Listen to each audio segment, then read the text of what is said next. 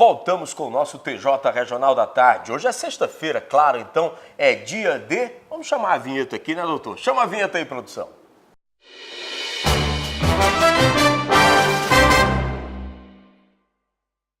Isso mesmo, é dia do quadro Por Dentro da Lei, aqui com a gente mais uma vez, a quem já agradecemos, o doutor Renato Teixeira. Muito obrigado, boa tarde a todos. Olha, o assunto tem a ver com direito de família. Nós temos aqui uma pergunta que nos foi enviada, melhor dizendo, são duas perguntas. A dona Antônia da Silva Alencar diz: boa tarde, Nilvan, boa tarde, doutor Renato. Eu fiz um acordo verbal para que o meu ex-companheiro vendesse a casa, para que nós dividíssemos o valor. Acontece que o prazo já passou e a casa a casa não foi vendida. Como é que eu devo agir agora? Deu para entender, doutor? Deu, é muito comum acontecer. Pelo que a gente percebe, pela pergunta da telespectadora, ela vivia em união estável com o seu companheiro. E fez esse acordo verbal, só que não foi cumprido. É interessante, então, ela procurar um advogado ou a Defensoria Pública para que venha a ser dada entrada em uma ação para reconhecimento dessa união estável, desse período e de solução. Nessa ação, a gente já coloca esse pedido de partilha de bens. O primeiro passo é esse? O primeiro passo é esse. É importante também já fazer uma avaliação dessa casa, saber quando efetivamente vale essa casa, para que justamente se faça de preferência a venda por alienação particular, que é a venda em que as próprias partes ali buscam vender, preferencialmente até por meio de corretor. Quem faz essa avaliação? Mais rápido, o corretor pode fazer e também as partes, se chegarem a um acordo quanto ao valor, aí perfeito, a gente coloca naquele valor, estando ele dentro do mercado, a pessoa consegue vender. Porque a outra alternativa já é a venda por leilão.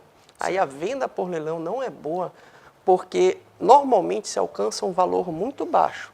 Então acaba sendo prejudicial a essas partes. E uma outra alternativa também para a telespectadora é ver se não pode ser indenizada pelo companheiro naquele valor. Então ele passaria a metade do valor da casa para ela. Aí ficaria com patrimônio, ou o contrário. A Cristiane Rodrigues tem uma pergunta que vem no mesmo tema, de direito da família. Ela fala: minha filha está gestante do 4º mês. Ela tem que esperar a filha nascer para pedir alimentos para o pai, doutor? Outra coisa, tanto a minha filha como o pai são adolescentes e só estudam. Posso pedir para os avós? Que situação, hein? Pois é. Retrato do Brasil fácil. de hoje. Exatamente. Quanto à primeira pergunta, não precisa esperar a criança nascer. Porque existe uma ação que é chamada de alimentos gravídicos. Certo. É uma ação que busca justamente custear aquelas despesas com a gravidez. Às vezes é hospital, é uma alimentação especial, é medicamento, é um exame que tem que ser feito, além de outras despesas. Mas para o juiz conceder liminarmente esses alimentos, ela tem que fazer prova de que existia esse namoro, essa união estável. Normalmente apresentam o quê? Aquelas postagens de Facebook, de Instagram, que as pessoas estão juntas ali, ou então cartas, fotos. Uma evidência. Uma evidência, porque havendo esse indício de paternidade, o juiz já determina o pagamento desses alimentos. Aí, durante esse período, ela vai estar ali recebendo uma ajuda. E quando a criança nascer, ela precisa ingressar com uma outra ação ou essa mesma já é válida? Aí a gente vai ter que observar o que é que vai acontecer no decorrer desse tempo. Certo. Porque se a criança nascer e o pai reconhecer, ela pode só entrar com uma ação revisional, porque os alimentos gravídicos normalmente é um valor mais baixo que aquele dos alimentos normais, porque é só para despesa, com tratamento da gravidez. Já os alimentos não, já é para manter uma criança e a despesa é bem maior. Aí ela pode só entrar com a revisional. Porém, se ele não registrar a criança, não for no cartório ali colocar o seu nome, aí tem que pedir para converter essa ação em uma ação de investigação de paternidade, para que venha a ser feito um exame de DNA e venha a ser comprovado se a pessoa ali indicada como pai é ou não o pai dessa criança. Pois é, tem até uma pergunta que eu quero, para a gente complementar isso aí, doutor. E se, porventura, o suposto pai faz o exame, descobre que não é o pai, de fato, da criança, o que pode ocorrer também?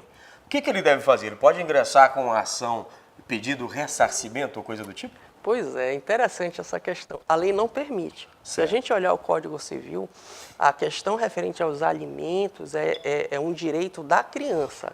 Então, não pode ser devolvido por imposição, né? Então, não pode ser repetido esse valor, senão é o pai receber de volta. E também é irrenunciável, a mãe não pode renunciar. Ela pode não exercer naquela hora o direito de pedir alimentos, mas renunciar a esse direito não.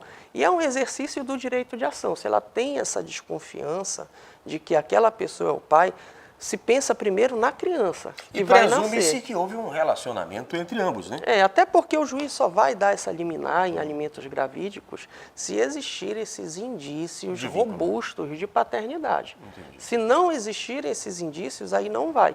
Aí só após a confirmação da paternidade é que os alimentos vão ser pagos. Mas às vezes acontece também de a pessoa, por erro, por um engano, porque foi induzido a esse erro, acaba registrando e depois descobre que a criança não é seu filho. Entra com uma ação anulatória de registro de nascimento, aí, com isso, ela vai ser exonerada da obrigação de pagar os alimentos. Mas mesmo nessa situação não vai poder cobrar de volta aquela importância que antes pagou, exatamente. Olha, para a gente encerrar, doutor, é importante fazer uma reflexão, né, de que no Brasil, se há uma lei que é rigorosamente cumprida, é essa sobre os alimentos, né, que a gente chama comumente de pensão, né, porque trata-se de uma criança que está em jogo e tudo, a fragilidade deste ser que nasce e precisa de proteção, né, doutor? Com certeza, e realmente é uma ação que tem esse propósito de forçar o pagamento.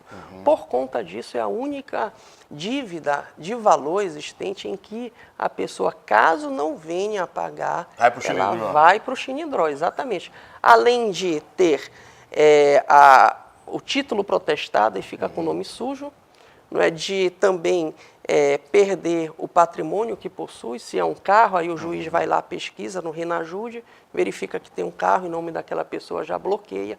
Ou então vai no Bacenjude, que é um sistema do Banco Central, e já determina o bloqueio de quantia em dinheiro. O que ele tiver... Até mesmo agora, recentemente, o CNJ entendeu, o STJ entendeu que pode até mesmo suspender a Carteira Nacional de Habilitação. Nossa. Como forma de quê? De forçar essa pessoa a pagar, porque é uma criança, é aquele que menos tem culpa. Exatamente. E que tem, pela sua situação de vulnerabilidade, de ser tutelada pelo Estado. Então, tem que pensar direitinho. Exatamente, ter responsabilidade. Exatamente. Doutor, sempre um prazer recebê-lo aqui com a gente, tá? Muito obrigado, e é sempre um prazer estar aqui com todos vocês. Na sexta-feira que vem tem mais o quadro Por Dentro da Lei. Assim a gente encerra a edição de hoje do TJ da Tarde, desejando a você e a sua família um excelente final de semana. Até segunda, né? Valeu!